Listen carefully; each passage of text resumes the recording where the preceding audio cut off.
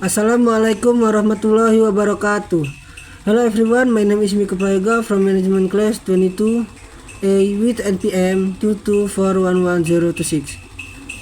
Sini saya akan sedikit membahas materi tentang aspek keuangan.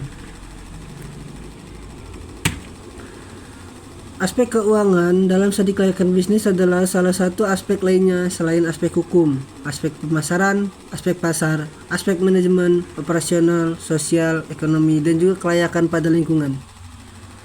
Apa saja yang termasuk aspek keuangan di studi kelayakan bisnis berdasarkan pendapat profesional? Jadi, berdasarkan Sulianto, disebutkan jika aspek kelayakan di dalam keuangan yakni menghitung net present value, payback period, profitability index, internal rate of return, average rate of return. Pengertian aspek keuangan. Aspek keuangan adalah aspek yang dipakai dalam menilai keuangan atau finansial perusahaan secara keseluruhan. Dengan aspek keuangan, maka akan didapatkan gambaran yang memiliki kaitan pada profit perusahaan. Jadi ini adalah aspek yang vital untuk diteliti mengenai kelayakannya. Alat ukur yang digunakan adalah kelima elemen di atas dan ditambah dengan break even point. Namun kalau berdasarkan Sulianto,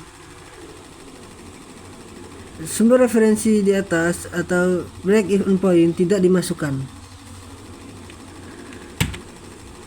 Apa yang terjadi bila dalam studi kelayakan bisnis tidak ada evaluasi aspek keuangan? Apabila sebuah usulan rencana bisnis tak ada perhitungan aspek keuangan, akan sulit melakukan pengukuran pada keberhasilan usaha, di mana perlu diperhitungkan manfaat dan biaya yang dikeluarkan dan dibandingkan dengan pendapatan, pengeluaran, biaya modal, ketersediaan dana, kemampuan proyek membayar kembali dana itu dengan rentang waktu yang sudah ditentukan sebelumnya, serta untuk menilai apakah kedepannya proyek akan terus berkembang atau justru berhenti karena merugi. Komponen investasi. Berdasarkan Agus Sucipto, terdapat beberapa komponen kebutuhan secara umum, antara lain 1. Biaya pra-investasi yang terdiri atas biaya pengurusan izin-izin, biaya lobby atau entertain, biaya pembuatan studi kelayakan. Yang kedua adalah biaya pembelian aktiva tetap perusahaan, contohnya adalah bangunan, tanah, peralatan, mesin-mesin, dan inventaris kantor. Berikutnya adalah biaya modal kerja atau dikenal juga biaya operasional. Yang termasuk biaya operasional contohnya adalah biaya listrik, biaya bahan baku, biaya gaji dan upaya karyawan, biaya pemeliharaan, biaya air dan telepon, premi asuransi, biaya pajak, dan biaya pemasaran. Analisa keuangan yang termasuk dalam perkiraan biaya kegiatan usaha dibagi dalam 1. Dasar perkiraan biaya. Apakah harga berlaku atau harga di dalam jangka waktu tertentu, patokan harga yang dipakai studi kelayakan, mata uang, biaya investasi, dan modal kerja. Yang kedua, perincian investasi, biaya aktiva tetap, biaya pra-investasi, dan biaya operasi. Yang termasuk dalam rencana pembiayaan 1 yaitu wajib menyebutkan dengan detail mengenai sumber pembiayaan bagi sebuah kegiatan usaha. Sumber dana atau pembiayaan investasi.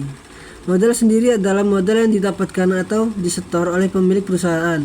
Umumnya, modal sendiri ini sumbernya dari setoran pemegang saham yang didapatkan dari cadangan laba beserta laba belum dibagi. Modal asing adalah modal yang didapatkan atau disetor oleh pihak luar perusahaan. Umumnya didapatkan dengan cara pinjaman. Modal asing biasanya dibagi menjadi pinjaman bank dan pinjaman non-bank. Perkiraan pengeluaran, penerimaan, pendanaan. Sumber penerimaan terbagi menjadi penerimaan operasional dan non-operasional. 1. Penerimaan operasional adalah penerimaan yang didapatkan melalui penjualan barang final yang sudah diproses sebelumnya. Penjualan memperoleh nilai tambah dibandingkan pembelian pertama. Yang kedua, penerimaan non-operasional. Penerimaan atau pendapatan yang diperoleh dari sampingan usaha tersebut. Contohnya, penerimaan sewa kendaraan, penerimaan bunga bank, dan penerimaan bonus ketika kamu belanja barang. Pengelompokan pengeluaran. Yang pertama, biaya tetap. Biaya tetap adalah biaya yang sifatnya adalah rutin dan tidak peduli ada aktivitas produksi atau tidak. Contoh yang masuk biaya tetap adalah gaji atau honor, biaya telepon, biaya perawatan, biaya listrik, aktiva atau mesin, dan lain-lainnya. Yang kedua, biaya variabel. Biaya variabel adalah biaya yang dikeluarkan dengan tujuan proses produksi dengan jumlah yang bergantung pada volume produksi. Berbicara mengenai biaya variabel, terdapat beberapa sifat yang mendasari biaya ini. Pertama, biaya sifatnya sementara. Biaya pun akan berubah jadi penerimaan sesudah proses pengolahan atau proses produksi. Contohnya, biaya bahan baku. Kedua, biaya dengan sifat habis dipakai untuk biaya proses produksi. Contohnya adalah bahan bakar, upah buruh, sewa gedung, dan transportasi. That's all the discussion of this material. I say thank you.